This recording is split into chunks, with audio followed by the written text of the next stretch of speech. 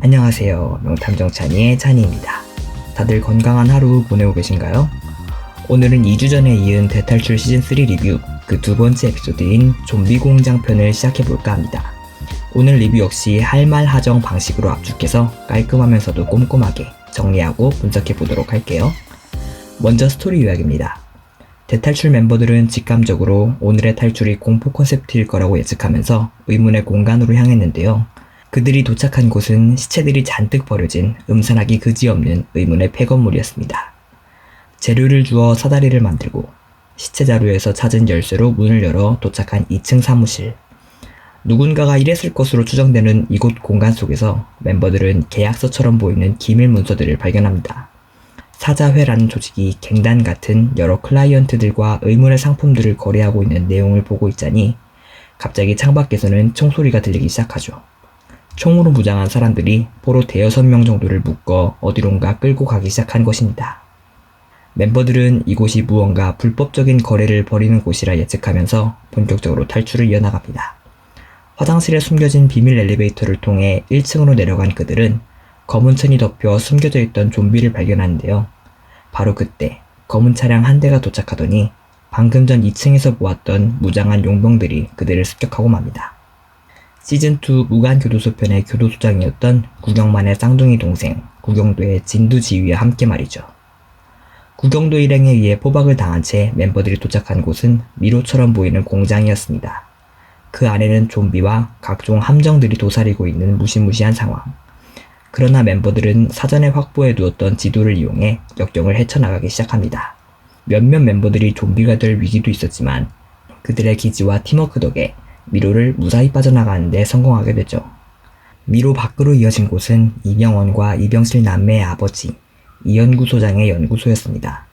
숨을 돌리는 것도 잠시 그들은 무전기를 통해 1시간 뒤 구경도가 이곳에 좀비를 풀어버린다는 비보를 접하게 되는데요.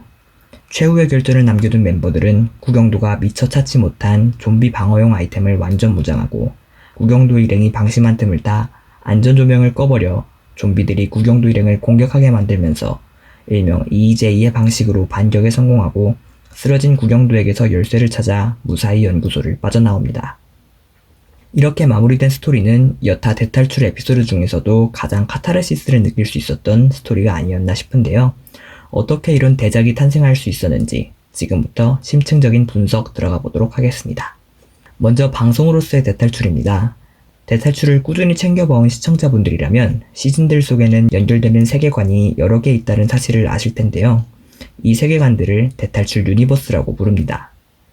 이번 좀비 공장 편은 그 유니버스들 중 하나인 좀비 유니버스의 일환으로 시즌1 폐병원 편, 시즌2 희망연구소 편에서 이어지는 세 번째 작품인데요. 폐병원 편에서는 소수의 좀비로 멤버들을 깜짝깜짝 놀래는 전형적인 점프스케어 공포가, 희망연구소 편에서는 다량의 좀비들과 쏟아지는 난관을 헤쳐나가야 하는 서바이벌이 메인 컨셉트였다면 이번 시즌3 좀비 공장은 이 둘을 뛰어넘어 빌런에게 반격까지 가하는 블록버스터 액션이 메인 컨셉트로 나타났습니다. 시즌이 넘어갈수록 점점 더 활극이 강렬해지는 이른바 점층적인 구조를 활용한 셈인데요.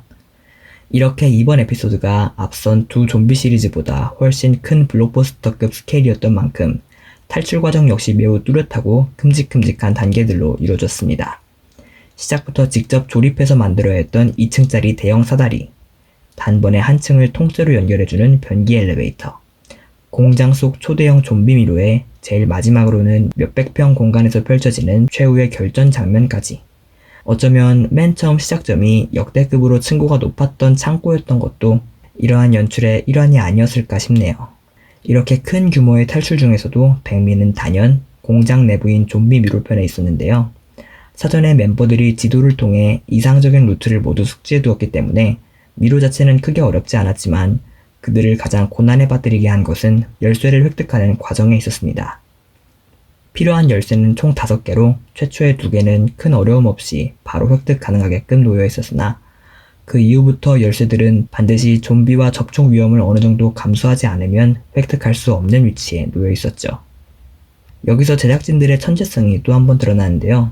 제작진은 이 열쇠 획득 과정에서 희생과 협력 사이의 딜레마를 그리려 했던 것으로 보입니다.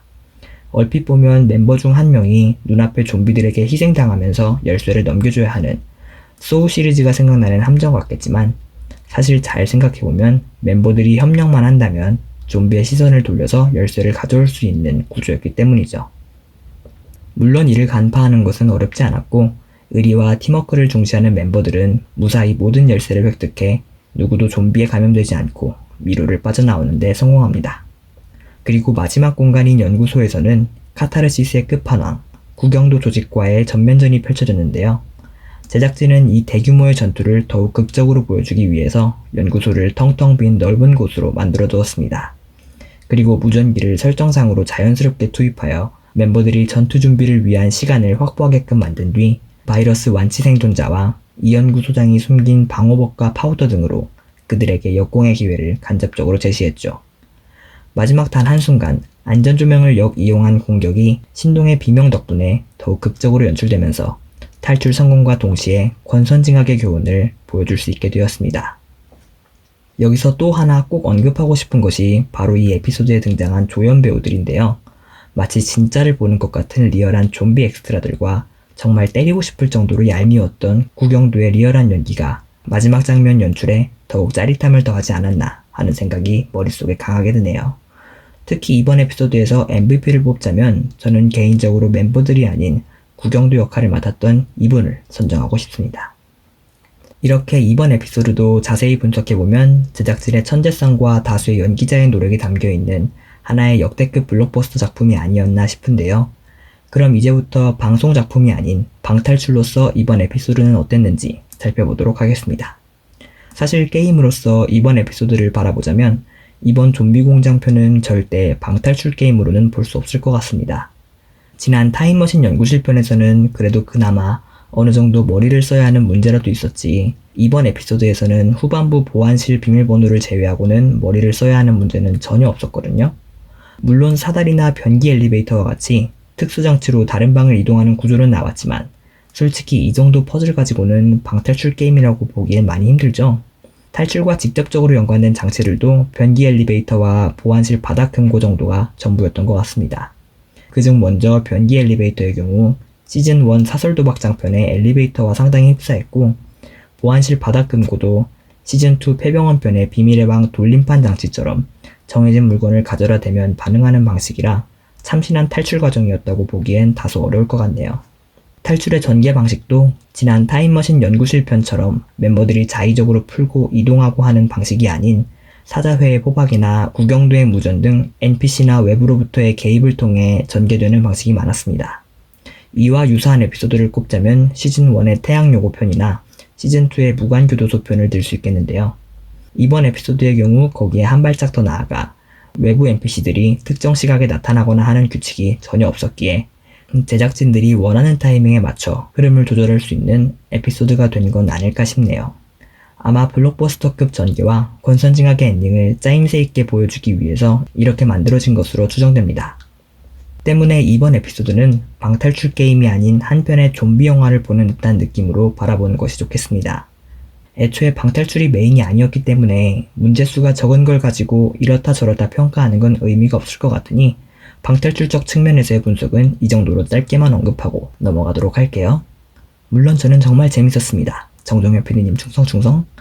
이번 에피소드의 탈출 실패와 중도 탈락 분기점은 크게 두 가지, 좀비에게 잡히느냐, 사자회에게 잡히느냐 정도였습니다. 그렇지만 구경도는 대탈출 멤버들을 죽이지 않으려는 입장이었기 때문에 사자회에 잡히는 건 아마 의미가 없고, 결국 어느 지점에서 좀비에게 잡히느냐로 탈출 실패가 다양하게 나타났을 것 같네요.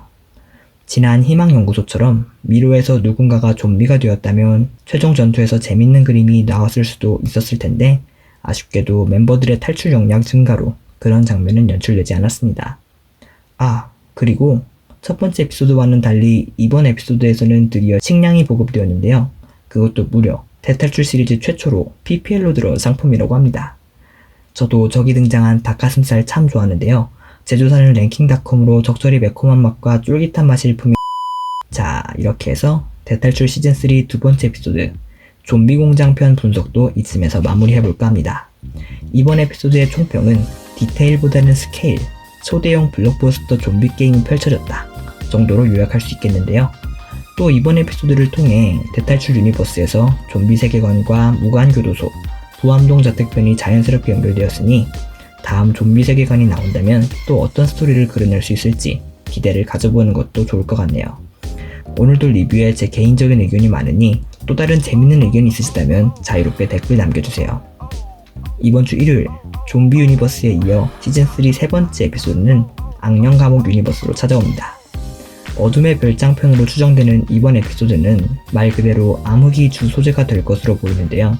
방송 전 신동이 유튜브 채널에서 밝히기로는 이 에피소드가 이번 좀비 공장보다 수백 배는 무서웠다고 하네요. 벌써부터 손에 땀을 쥐게 하는 세 번째 에피소드. 팝콘 챙겨서 본방사수에서 다다음 주 리뷰로 다시 찾아뵙도록 하겠습니다. 이번 영상 재밌으셨다면 좋아요와 구독 부탁드리고 저는 다음번에 더욱 재밌어진 컨텐츠와 리뷰로 다시 인사드리도록 하겠습니다. 그러면 모두 다음번에 만나요. 안녕.